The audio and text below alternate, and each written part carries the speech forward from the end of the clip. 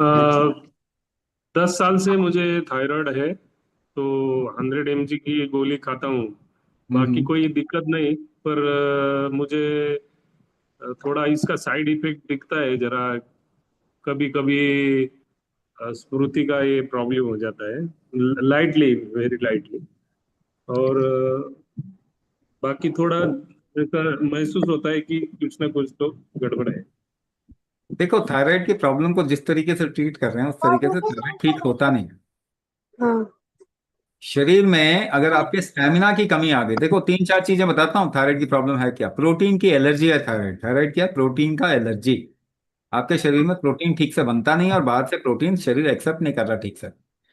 दूसरा part, thyroid की problem है आपके शरीर में कोई भी फ्लो, मूवमेंट, चाहे वो वाटर का हो, न्यूट्रिशन का हो, ब्लड का हो, टॉक्सिन्स का हो, एक जगह से दूसरी जगह हर चीज मूव करनी चाहिए from point A to point B. वो मूवमेंट अगर वीक है तो फिर थायराइड की प्रॉब्लम आती है, जिसमें कि ब्लोटिंग वगैरह सब होता है।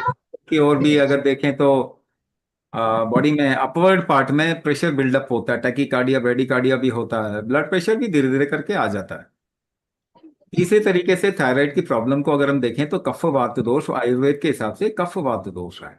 अब शरीर में मेटाबॉलिक हीट यानी गर्मी की कमी है, भोजन पचाने की क्षमता सही नहीं है।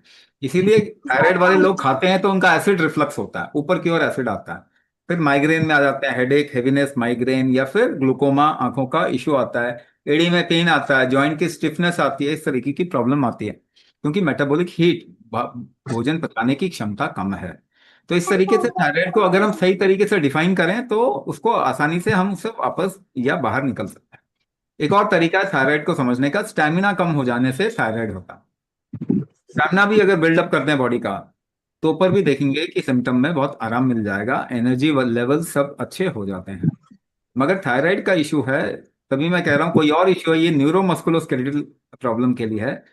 थायराइड का अगर स्पेसिफिकली इशू है तो आप नंबर छोड़ो, आपको सही दिशा में, सही प्रोग्राम की तरफ में हम भेजेंगे। न्यूरोमस्कुलोस्केलेटल प्रॉब्लम है, थायराइड भी है साथ में, तो एक बारी आप नंबर शेयर करें, देखेंगे हम।